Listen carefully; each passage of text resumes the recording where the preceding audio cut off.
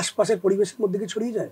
এর উত্তর বোধহয় না। সেই ব্যাপারটা আগের জন্ম হতে পারে, ইহ জন্ম হতে পারে। সবাই কিন্তু কোম্পানি ছাঁটাই করছে না, তার পারফরমেন্সকে ঘাটছে সে। তা কি করলে তার পারফরমেন্স বাড়বে এবং তার টার্গেটকে অ্যাচিভ করবে?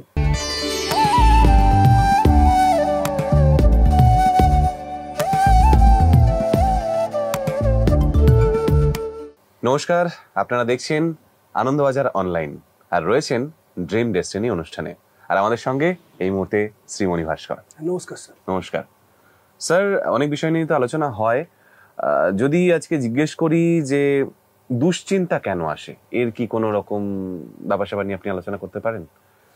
প্রথমত বলবো যে এই পৃথিবীতে যতটুকু আমি বুঝেছি, আমি তো কোনো বৈজ্ঞানিক নই, যতটুকু বুঝেছি যে আদৌ কি গাছপালার দুশ্চিন্তা হয়? হতে পারে, সেটা আমাদের ব্যক্ত করতে পারছে না। সেই পরিমাণে হয় যেটা আমাদের হয়। এটাও তারা ভালো বলতে পারবে, তারা যেহেতু অবলা, তাই হয়তো আমরা জানতে পারি না। দুশ্চিন্তা কি রাস্তার যেই ঠান্ডার সময় যে অ্যানিমালগুলো ঘুরে বেড়াচ্ছে, এদের কি সেই পরিমাণ দুশ্চিন্তা হয় যেটা আমাদের হয়? ঠিক জানি না। কিন্তু একজন মানুষ দুশ্চিন্তা করলে যা রিয়াকশনগুলো করে, সেগুলো কিন্তু অ্যানিমালগুলো করে না। তারা কিন্তু অনেক সোবার থাকে, অনেক কিন্তু পোলাইট থাকে। গাছেদের দুশ্চিন্তা হয়তো হতে পারে। এখন তো অনেক জায়গায় দেখছি যে গাছেরা নাকি এমন সাউন্ড নিঃসরণ করছে যেগুলো, যে ফ্রিকোয়েন্সিগুলো আমরা শুনতে পারি না, কিন্তু একে অন্যে কথা বলে। এটা বিজ্ঞানীরা বার করেছেন। দুশ্চিন্তা তাদের হয় কিনা জানি না, যদিও বা দুশ্চিন্তা হয়, সেই দুশ্চিন্তার যে ইম্প্যাক্ট, রিফ্লেকশন তাদের মধ্যে কি পড়ে বা আশপাশের পরিবেশের মধ্যে কি ছড়িয়ে যায়, এর উত্তর বোধহয় না। আমার মনে হয় এই প্রকৃতির বুকে we are nice, but we are too many than the other. যদি আমরা এই মনুষ্যজাতি না থাকতাম, নেই, ভ্যানিস, শুধুমাত্র অ্যানিমালস, প্ল্যান্টসগুলো রয়েছে, প্রকৃতি আজকে যে জায়গায় টলমল করছে, সেটা কি হতো? তাহলে কোথাও কিন্তু তীর আমাদের দিকে আসছে। দুশ্চিন্তা আসার মূল কারণই হচ্ছে পাপ। পাপ পাপ কিভাবে আসে? বংশ পরম্পরায় কোনো একজন প্রথম কোনো ব্যক্তিত্ব, কোনো একটা প্যারেন্টসের কেউ কিছু ভুল ত্রুটি করেছে। এবং আপনি তো বাইবেল পড়লেও দেখবেন, আমাদের নিঃশাস্ত্র পড়লেও দেখবেন, কোরআনেও দেখবেন, ওখানে প্রথম যিনি কিছু ভুল করেছিলেন, ভগবানের কথা মানেননি, সেই আপেল খেয়ে ফেলেছিলেন, সেই শুরু থেকে পাপ। এবং সেই পাপের থেকে তৈরি হলো, পাপ দিয়েই শুরু হলাম আমরা, সেই থেকে শয়তান তৈরি হলো। এবং সেই শয়তান আমাদের মনের মধ্যে থাকে, প্রতি মুহূর্তে আমাদেরকে ডিস্টার্ব করে। এটা আপনি কোরআনেও পাবেন, বাইবেলেও কথা বলছে। তো দুশ্চিন্তার আসল কারণ কিন্তু পাপ। সেই পাপটা আমরা হয়তো এই মুহূর্তে করলাম না, হয়তো আমাদের আদি কোনো পিতা বা কোনো মাতা করে গেছেন, তার এফেক্ট আমাদের মধ্যে এসছে, বা আমিই করলাম। কোনো কিছু পাপের থেকে কিন্তু দুশ্চিন্তা, সেটা বুঝতে হবে, এটা স্যারেন্ডার করতে হবে। না, আমি কোনো পাপ করিনি, সরি, পাপ হয়েছে। এবং সেই ব্যাপারটা আগের জন্ম হতে পারে, ইহ জন্ম হতে পারে। এবার দুশ্চিন্তা আসার কারণ সেগুলো মেজর। দ্বিতীয়, এটা হচ্ছে স্পিরিচুয়াল পার্ট, কিছু মেন্টাল পার্ট আছে। মেন্টাল পার্ট যেটা, যখনই আমরা কোনো বিষয়ে ভয় পাই, ওভারথিংক করতে পারি, হ্যাঁ, ফিয়ার কমপ্লেক্স তৈরি হয়, বা নার্ভাসনেস আছে, ওভার নার্ভাসনেস আছে, এসব থেকে একটা ডিপ্রেশন তৈরি হয়, একটা ভয় ভয় ভাব তৈরি হয় যে আমার যা পরিস্থিতি এখন আমি চলছি, এখান থেকে হঠাৎ করে পড়ে যাবো না তো, বিপদ এসে যাবে না তো, লো কনফিডেন্স, ম্যানেজ করতে পারবো তো, সোসাইটিতে আমার নামটা এরমই থাকবে তো, উঠে গিয়ে ধরে রাখা। এই দুশ্চিন্তা সর্বদা থাকে। এই দুশ্চিন্তা আসার কারণটাও কিন্তু এই জায়গাটা অ্যাচিভ করার জন্য আমি এখানে এই ত্রুটিগুলো কিছু করে ফেলেছি বা বাধ্য হয়েছি। এবং সেগুলো মানুষ অনেক ক্ষেত্রে বাধ্যও হয় ত্রুটিগুলো করতে, বুঝতে পারছে ভুল হচ্ছে, এটা ঠিক হচ্ছে না, কিন্তু ওটা ঠিক আছে, করি, খুব তো খারাপ নয়, ছোট ছোট ক্ষুদ্র ক্ষুদ্র পাপ, বড় বড় পাপ নয়, কিন্তু তার একটা অ্যাকশন আসে। সেই অ্যাকশনটার জন্যই কিন্তু আমাদের দুশ্চিন্তা আসে। আমাদের শরীর মন আমাদের সাথ দেয় না, আমাদের ব্রেনের সাথে আমাদের ফাইট করতে হয়, মাইন্ডকে বোঝাতে হয়। কারণ ব্রেন এবং মাইন্ড এটা ঈশ্বরের দেওয়া জিনিস, যেটা আদৌ আমার নয়। আত্মাটা আমার, ব্রেনটা আমার নয়, মনটা আমার নয়, ঈশ্বরের দেওয়া জিনিস। ওকে বোঝাতে হয় কষ্ট করে, প্রচন্ড কষ্ট পেতে হয়। এবং এই কষ্ট পাওয়ার আলটিমেট যে রিফ্লেকশন, সেটা হচ্ছে দুশ্চিন্তা। এবার দুশ্চিন্তার তো প্রকারভেদ হয় অনেক। আমরা তো কোনো একটা জায়গায় আটকে থাকি না, বিভিন্ন বিষয়ের উপর দুশ্চিন্তা হতে পারে। মূলত তো আপনি এত মানুষকে দেখেন, কি কি বিষয়ের উপর দেখেন মোটামুটি আপনার কাছে আসে যারা? প্রথমত আমি বলবো, দুশ্চিন্তা বলুন, চিন্তা বলুন, একটু হওয়া ভালো। কারণ ছোটবেলায় একটা বাচ্চা হয়তো মোমবাতি জ্বলছিল, হাত দিয়েছে, পুড়ে গেছে, সেখান থেকে শিখেছে একটু দুশ্চিন্তা হওয়া ভালো। খুব অল্প লেভেলে দুশ্চিন্তা ইজ গুড বলে মনে হয় আমার। বা কোনো সময় খালি পায়ে হাঁটতে গিয়ে পায়ে কাটা ফুটেছে, তারপর থেকে চটি পড়তে আরম্ভ করলাম, বা বাজি পড়ার দিকে হাতটা পুড়ে গেল, এবার বাজিটা ভালোভাবে পড়াবোই না, বা বুঝবো পরিবেশ দূষণ হচ্ছে, করবোই না। এটা হওয়াটা একটু ভালো, এই দুশ্চিন্তা থাকাটা ভালো। কিন্তু বেশি দুশ্চিন্তা করলে আমাদের কর্মজগতের উপর আমাদের ইম্প্যাক্ট পড়ে যায়, আমাদের স্ট্যামিনাতে এফেক্ট পড়ে, আমাদের কারেজে এফেক্ট পড়ে, আমাদের সক্ষমতা এফেক্ট পড়ে, বিচক্ষণতা এফেক্ট পড়ে, অধ্যাবসায় এফেক্ট পড়ে, এনথুজিয়ামে এফেক্ট পড়ে। যেখানে আমাদের সংযম থাকা দরকার, সেখানে সংযম থাকতে পারি না। এবার যে যে বিষয়গুলো আমাদের জীবনে এফেক্ট করে, সেগুলো যারা আমাদের কাছে আসেন, ম্যাক্সিমাম দুশ্চিন্তা নিয়ে আসেন। এটা হবে না তো, বা তারা আঁচ করতে পারেন, বা কোনো সময় আজ থেকে 8 বছর আগে কি 14 বছর আগে কি 16 বছর আগে কোনো একটা ইয়ার লিখে দিয়েছিলাম যে আপনার এই বয়স থেকে এই বয়স, বা এই সাল থেকে এই সাল অবধি কিছু কিছু ইনসিডেন্ট এগুলো ঘটবে, কেউ সতর্ক থাকবেন। এবং আমি অলওয়েজ বলি, অনুষ্ঠানেও বলেছি, কোনো কিছু ইভেন্ট যখন ঘটে 50% লাক, 50% কিন্তু রিজন। ওই ঘটনা ঘটার জন্য আপনি কি রিয়াক্ট করেছেন, দ্যাট ইজ ভেরি ইম্পর্টেন্ট। বা কি রিয়াক্টগুলো করেননি, তার জন্য তো বিপদও আসেনি, ভীষণ ইম্পর্টেন্ট। ফলে রিজনটাও ইম্পর্টেন্ট। এবার যে যে বিষয়ে দুশ্চিন্তা দেখেছি, সেগুলো বেসিক্যালি হয় কেন?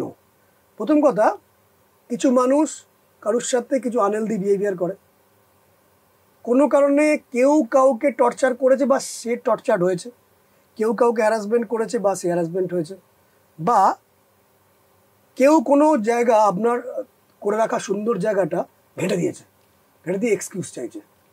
এবার এমন মানুষ এক্সকিউজ চাইছে যাকে আপনি এক্সকিউজ দিতে বাধ্য, কারণ আপনার ব্যবসা বলুন, আপনার প্রফেশন বলুন, আপনার চাকরি বলুন, অনেক কিছু মেনে নিতে হয়, অনেক কিছু সেই বিষটাকে হজম করতে হয়, সেখান থেকেও কিন্তু আপনার দুশ্চিন্তা আসে।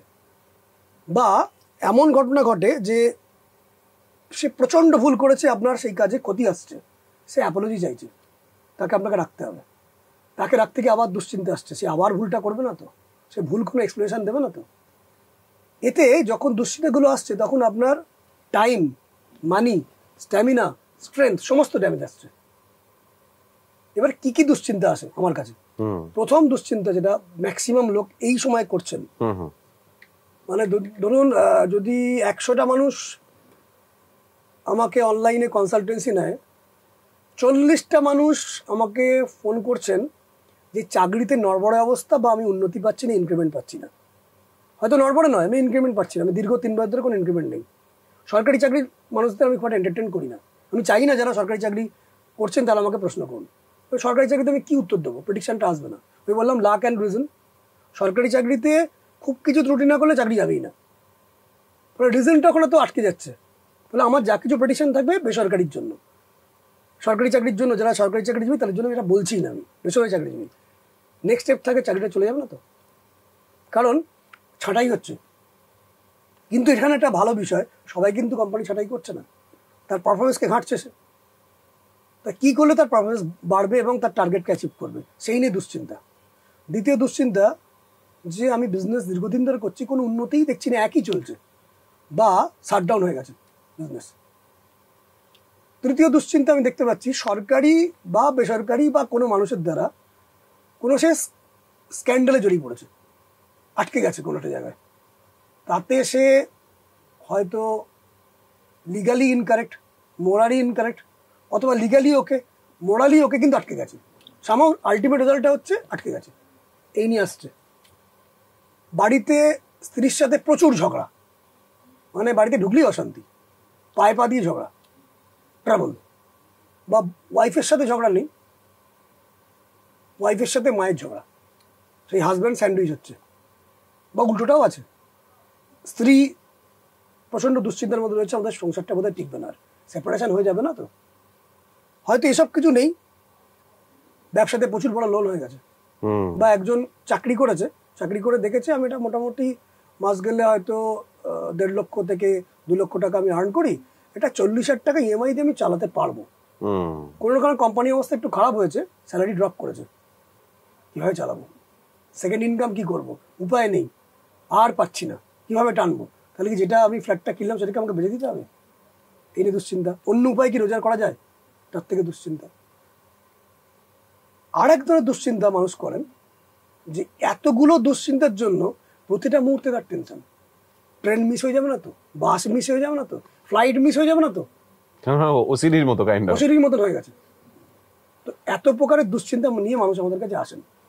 এবার এই যে দুশ্চিন্তাগুলো যাতে অনেকাংশে কম করা যায়, তার জন্যই আমি, ধরুন এই যে দুশ্চিন্তা নিয়ে মানুষজন এলো, এত রকমের দুশ্চিন্তা নিয়ে আপনি বললেন, তো এলে প্রথমে কি বলেন তাদেরকে আপনি? তাদেরকে এত কথা বলার সময় থাকে না, কারণ আমি অনলাইনে 8 ঘন্টা কথা বলি, তাদের প্রত্যেক কটা বিষয় নিয়ে আলোচনা করতে করতে হয়তো 20 মিনিট কেটে গেল, মানে বোঝানোর জায়গা থাকে না, তার জন্যই অনুষ্ঠানগুলো করা, মাস একসঙ্গে 1 লাখ লোক মানুষ দেখুন, এত ডিটেলস বোঝানো সম্ভব হয় না, কিন্তু কিছু কিছু বোঝাই, মেন বিষয় বোঝাই, যারা ভেঙে পড়ে তাদেরকে হালকা হালকা বোঝাই। এবং এই যে প্রোগ্রামগুলো করছি, এটা বহু মানুষে দেখছেন, তার থেকে তারা কিন্তু কিছু ফিল করতে পারছেন। তাদেরকে যেটা কমন বলি যে পরমেশ্বর 90% ক্ষেত্রে এমন কোনো বড় চাপই দেন না যেটা তারা সহ্য করতে পারবেন না, এটা আমি করে দেখেছি। 90% মানুষ তারা ভেঙে একদম চূর্ণ বিচূর্ণ হয়ে একদম ওপর থেকে একদম পড়ে একদম শেষ হয়ে গেছে, এরকম হতেই পারে না। ঈশ্বর সবাই সন্তান তার। আমি বিশ্বাস করি একজন পিতামাতা একজন সন্তানকে যতখানি না ভালোবাসে, ইভেন মানুষ তাকে যতখানি না ভালোবাসে, তার থেকে বেশি ভালোবাসে সে। রাত্রিবেলা যখন ঘুমিয়ে থাকেন মানুষ, ভেতরের কাজ কিন্তু চলছে কন্টিনিউয়াস, শ্বাস চলছে, প্যাঙ্ক্রিয়াসের কাজ চলছে, হার্টের কাজ চলছে, ব্লাডের কাজ চলছে, কে চালাচ্ছে? তার মতন ভালোবাসা কেউ দেবেন না, ফলে তিনি আমাদের সাথে আসেন। আমাদের জীবন ধরুন আমাদের 24 ঘন্টার দিন, 24 ঘন্টায় 7-8 ঘন্টা ঘুমাচ্ছি, তার আনুমানিক আমাদের 16 ঘন্টা আছে। 16 ঘন্টার মধ্যে 14 ঘন্টা আমরা থাকি নয় সেলিব্রেশন মুডে, নয় কেউ আমাকে টেস্ট করছে বা টেস্ট দিচ্ছি। এটা সবাইয়ের এই ঘটনা ঘটে, এমন কোনো মানুষ নেই যে ঘটনাগুলো তার জীবনেই খালি ঘটেছে, অনেকের জীবনেই এটা ঘটে। এবং এটা খুব লক্ষণীয় বিষয়, এটা অনেক মানুষকেই বলি, যে দুশ্চিন্তা মানুষ করেন তার 50%ই ঘটে না, সে করে ফেলে। এবার মাইন্ডের মধ্যে অদ্ভুত একটা গেম থাকে। মাইন্ড, ওই যে বললাম শয়তান তৈরি হয়েছিল ভুল, একটা গেম থাকে। মাইন্ডকে দুশ্চিন্তা মুক্ত করার জন্য সেই আত্মাকে কিছু ফুড দিতে হয়। এটা আমি আগেও বহু জায়গায় বলেছি, এখানেও বলছি, এই ফুডটা আপনারাও নিতে পারেন। যখনই কোনো দুশ্চিন্তা আসবে বা দুঃখ আসবে বা কাতর হয়ে যাবে, সেই কাতর হয়ে গেলে যদি বারবার সেটা রিপিট করেন, ওটা কিন্তু আপনি অ্যাট্রাক্ট করবেন। আমাদের মাইন্ড কিন্তু ম্যাগনেটিক পাওয়ার থাকে। ওই কাইন্ড অফ একটা মিথ থেকে বারংবার বলতে শুরু করলে সেটা সত্যি বলে মনে হয়, এরকম না, সেটা তো মনে হয়, এ কিন্তু ঘটায়। কারণ আমরা কিন্তু ছোট ছোট গড, আমরা ভগবানের সন্তান, আমরা ঘটিয়ে ফেলি। আমরা বারবার যখন বলছি কোনো জিনিস, ইট ইজ ওয়ান টাইপ, কোনো নেগেটিভ জিনিস বারবার মনের মধ্যে বলছি, it is one type of prayer two god, যে তুমি ওটা ঘটাও। মনের মধ্যে ওটা ভাবছি বারবার, এটা হয়ে যাবে না তো, ওটা হয়ে যাবে না তো, এটা হয়ে যাবে না তো, এটা হয়ে যাবে না তো। 1-2বার চিন্তা করা উচিত, কিন্তু বেশি চিন্তা করলে ওটা কিন্তু ঘটবে। মেনলি খারাপটা বেশি করে ঘটে, ভালোটা ঘটতে টাইম নেবে। কারণ ভালোটা যখন কোনো কিছু চিন্তা করবেন, আপনি চিন্তা করুন যে আমি কালকে 200 কোটি টাকা পাবো, ফিল করতে পারবেন না, কারণ রেজিস্ট্যান্স আসবে। খারাপ কিছু ফিল করতে গেলে আমাদের ভয় পাই যে বাড়িতে স্ত্রী ঠিকমতো ঢুকলেও তো রাস্তা অ্যাক্সিডেন্ট হবে না তো, বাচ্চাটার কোনো হবে না তো, কিছু মায়ের শরীর খারাপ হবে না তো, বাবা ঠিক আছে তো, একটা টেনশন। কিন্তু এই টেনশনটাতে কিন্তু রিজেকশন আসে না, রেজিস্ট্যান্স আসে না। ভালো কিছু বলে রেজিস্ট্যান্স আসবে। তো ইউনিভার্স কিন্তু কান দিয়ে শোনে, আমি আগেও বলেছি। সেই বারবার করেন, it is one type of prayer two god, যে তুমি আমাকে সেই ডেসপ্যারটাকে দাও, সেই ডিলেমাটা দাও, সেই কষ্টটা দাও, সরোটা দাও, সেই ডার্কনেস দাও। এটা কিন্তু তখন সে ভাবছে। এই জন্য আমি এটা অনেককে শেখাই যে মাইন্ডকে যখন আপনি খুব কষ্ট থাকবেন, মাইন্ডকে বলুন, ভেতরে আত্মাকে বলুন, I am sorry, please forgive me, I love you, thank you. এটা একে বোঝানো, বললেই দেখবেন চোখে জল আসবে। ঠিক তাই। যখন এটা করবেন তখন পরমেশ্বর আপনার সাথে কানেক্টেড হবেন, পরমেশ্বরের প্রতি ভরসা বাড়বে, ঘটবে কিন্তু, কারণ বারবার রিপিটেড অ্যাকশন আসছে, তখন অটোমেটিক্যালি লোকে আপনাকে ভালোবাসতে আরম্ভ করবে, লোকে আপনার কাছে সরি চাইবে, লোকে এক্সপ্রেশন দেবে যে আমায় এবার ক্ষমা করুন, বিকজ আপনি তো ভেতরে তৈরি করেছেন ওটা দীর্ঘদিন ধরে। প্লিজ ফরগিভ মি, ভেতরে বলছেন আই লাভ ইউ, লোকে বলবে I love you in a good sense, ঠিক। লোকে বলবে আই এম সরি, কারণ আপনি তো ভেতরকে বলছেন। আসলে প্রবলেম হয় আমরা তো ভেতরে অনেক কিছু অন্য কমেন্ট্রি করি, ঠিক, অন্য কমেন্ট্রি করতে করতে বাইরে একটা কিছু নিয়ে এবং আলোচনা করি। এবং এটা বক্তব্য, when you see the things in your eyes you will just get a sight, চোখ দিয়ে দেখছেন, when you see through your mind you will get the answer of the fortune। এই মাইন্ডটাকে তৈরি করার জন্য দুটো পার্ট আছে, এটাই পরের অনুষ্ঠানে বলবো, যে দুটো পার্ট আছে। একটা বড় অট্টালিকা, সেই বড় অট্টালিকা রাজার কাছে গিয়ে খবরটা দিতে হবে, আপনি কি খবরটা দেবেন, 4-5টা পাহারাদার আছে, সেই মাইন্ডের ভেতরে যে রাজা বসে থাকে খবরটা দিতে হবে, যদি এই খবরটা দেওয়া যায় সেই ঘটনা ঘটার 90% চান্স থেকে যায়, এটাই পরের অনুষ্ঠানে বলবো। বেশ, খবরটা দিতে হবে মাইন্ডকে, ওটাই অ্যাস্ট্রোলজি আপনাকে শেখাবে, রেমেডি শেখাবে, যে মাইন্ডকে গিয়ে আপনার বডির মধ্যে ওই রাজার কাছেই খবরটা দিতে হবে, আই ওয়ান্ট দ্যাট। ওই মাইন্ডকে টাচ করলে, আউটার লেয়ার থেকে ইনার ওয়ার্ল্ডে ঢুকতে পারলেই দ্যাট উইল হ্যাপেন। দেখা যাক এর পরের আলোচনা, মানে স্যার যেটা বললেন এই আলোচনাটা কতটা ইন্টারেস্টিং হয়। আজকের আলোচনা তো ভীষণ ইন্টারেস্টিং ছিল। তো দেখতে থাকুন ড্রিম ডেস্টিনি, শুধুমাত্র আনন্দবাজার অনলাইনে, আর পরের এপিসোডের জন্য ওয়েট করুন। আজকের জন্য নমস্কার। নমস্কার। তো সি মানে ফার্স্ট হচ্ছে কনসেপ্ট, কনসেপ্ট দেবে কিন্তু জুপিটার।